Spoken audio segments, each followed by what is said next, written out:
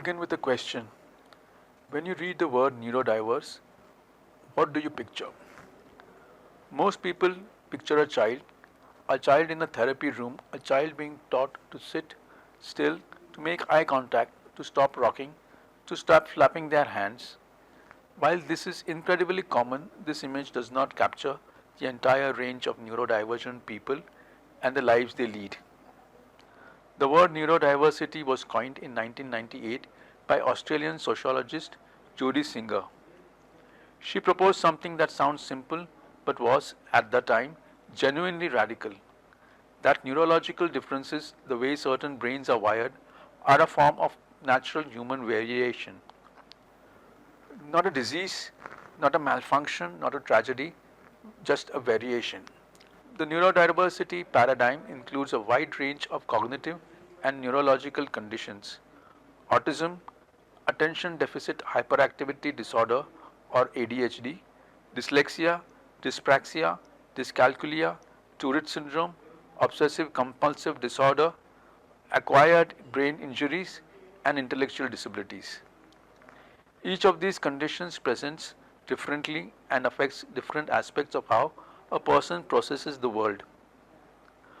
But what they share under the neurodiversity framework is this: they are not defects to be eliminated, they are simply differences to be understood. Neurodiversity scholar Nick Walker put it this way: the belief that there is one normal brain type is a culturally constructed fiction, not a scientific baseline. Consider what that means in practice. In Indian schools, a child who does not make eye contact with the teacher is considered disrespectful. A child who cannot sit still is considered disruptive. A child who reads slowly is considered below average. They are not neutral observations. They are judgments against a standard. This is a standard that was designed around one particular way of human being and then declared universal. An autistic child not making eye contact is not being disrespectful. They may be concentrating more deeply precisely because they are not looking at you. A child with ADHD is not lazy. Their brain is wired to seek novelty and stimulation, and a 40-minute lecture with no breaks is genuinely, neurologically not something they can sustain without enormous effort. A child with dyslexia is not slow. They process language differently, often with exceptional verbal reasoning and spatial ability. But they are being measured against a written word test designed for a different kind of brain. This is what neurodiversity asks us to see. Not a series of broken children, a series of systems that were not built for the full range of human minds. Ashley Shu's book Against Technoableism gives us a name for what happens when technology is used not to support neurodivergent people, but to enforce conformity upon them. Technoableism is the belief that technology should fix disabled and neurodivergent people, that its highest purpose is to make them behave, move, communicate, and process the world the way neurotypical non-disabled people do. It is ableism operating through the language of innovation. For neurodivergent people, technoableism shows up in several distinct forms. Let us look at them carefully. When Indian universities moved to online examinations during and after the COVID-19 pandemic, many of them adopted AI proctoring systems. The premise of these systems was straightforward. An algorithm would watch students through their webcams and flag suspicious behavior. However, we need to stop and ask, what is it that actually constitutes suspicious behavior? For the AI system, this included moving your eyes away from the screen, looking sideways, not maintaining a forward-facing gaze, fidgeting, moving your lips, getting up. Now consider who this list is actually describing. An autistic student who thinks better when they are not maintaining eye contact with the screen, an ADHD student who moves their body to help regulate their attention, a student with anxiety who reads questions aloud under their breath, a student with dyspraxia who shifts in their seat because sitting still for 2 hours is physically difficult. The algorithm does not distinguish between cheating and neurodivergence. It flags behavior that does not match a neurotypical template. And that flag can result in a student's exam being cancelled, their result voided, their academic record marked. Shu discusses the platform ProctorU, which codes eye contact avoidance as evidence of academic dishonesty. As she notes, autistic people are being algorithmically punished for a natural communication difference, and the system never pauses to ask whether its assumption of what honestly looks like is accurate itself. The Disability Rights India Foundation has documented similar patterns in Indian universities. AI hiring platform present the same problem. A 2026 analysis found that AI video interview tools were flagging neurodivergent job candidates as low potential because they had flat vocal tone, avoided eye contact, and fidgeted. These are not performance failures, these are neurological characteristics being misread by the software trained on neurotypical data sets. The technology is not neutral. It has encoded a very particular vision of what competence, honesty, and intelligence look like, and it is measuring everyone against that vision invisibly at scale. Applied Behavior Analysis, or ABA, is the most widely prescribed intervention for autistic children in India today. It is recommended by pediatricians, promoted by private clinics, and offered at hospitals including NIMHANS in Bangalore. ABA was developed by Ivar Lovaas and is grounded in operant conditioning: reward the desired behavior, suppress the undesired one. Lovaas himself described its goal as making autistic children indistinguishable from their non-autistic peers. And here is what Shu documents. The methodology Lovaas used for ABA is the same methodology he used for his conversion therapy program designed to make gay children heterosexual. The logic is identical. The behavior is wrong, the behavior must be suppressed, the child must be made to conform, and the outcomes are also similar. Research driven by autistic self-advocates has found that intensive ABA therapy produces PTSD, symptoms, depression, anxiety, and in some cases, suicidality at significantly higher rates than in autistic people who did not undergo ABA. What is being suppressed in ABA? Stimming. That is, the repetitive physical movements, sound, or sensory behaviors that autistic people use to regulate their nervous systems, or avoiding eye contact. Moving away from overwhelming sensory input, communicating in non-verbal ways. However, these are not misbehaviors, they are strategies. They are how a neurodivergent nervous system manages a world that was not designed for it. When you train a child to stop stimming, you are not teaching them to regulate better, you are teaching them to hide their regulation. The distress does not disappear, it goes inward. In India, the picture is even sharper.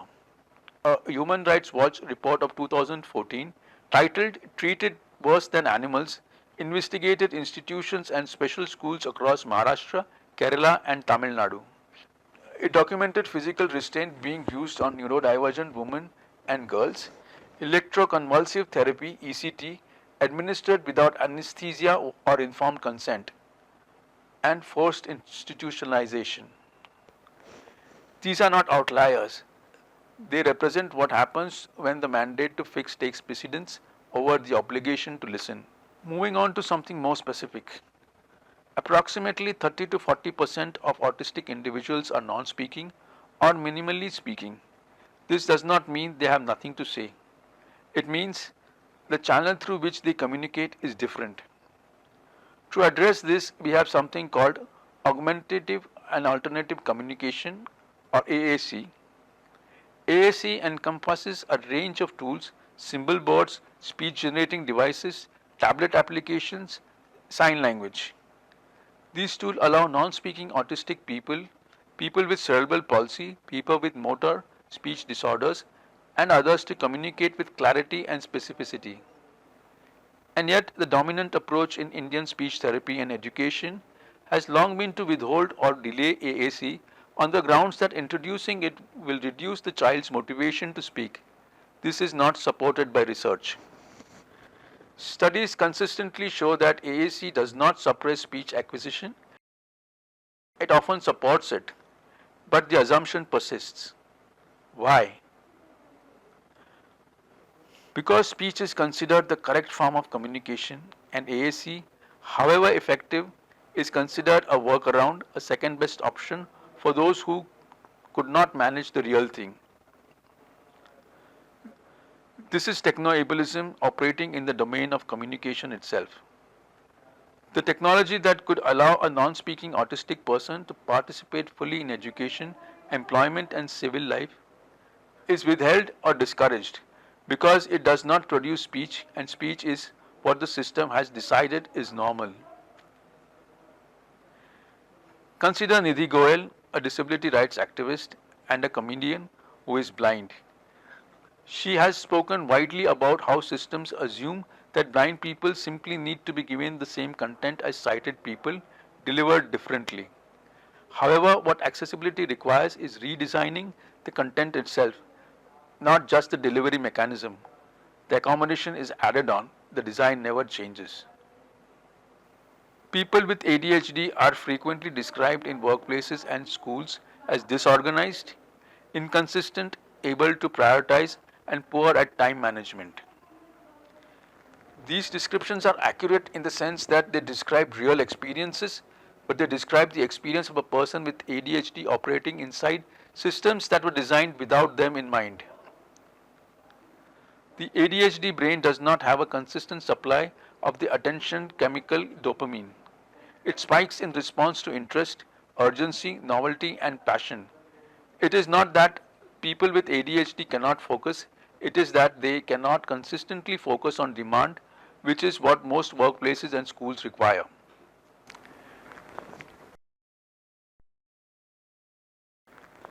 HR software now screens for consistency and reliability in ways that systematically disadvantage ADHD candidates. Productivity monitoring tools track keystrokes, websites, and active screen time, penalizing the person who thinks for 20 minutes and then writes rapidly, rewarding the person who types steadily and produces less. Time tracking applications that log every minute create enormous cognitive and emotional overhead for people whose executive function is already taxed. In India, where ADHD remains significantly underdiagnosed, particularly in women and girls who present differently than the textbook hyperactive male child, these workers are simply considered difficult, unreliable, and not trying hard enough. The technology makes the judgment goes unchallenged. Similarly, dyslexia affects the way the brain processes written language. It has nothing to do with intelligence. A dyslexic person may be an exceptional verbal thinker, an outstanding problem solver, someone with powerful visual spatial reasoning.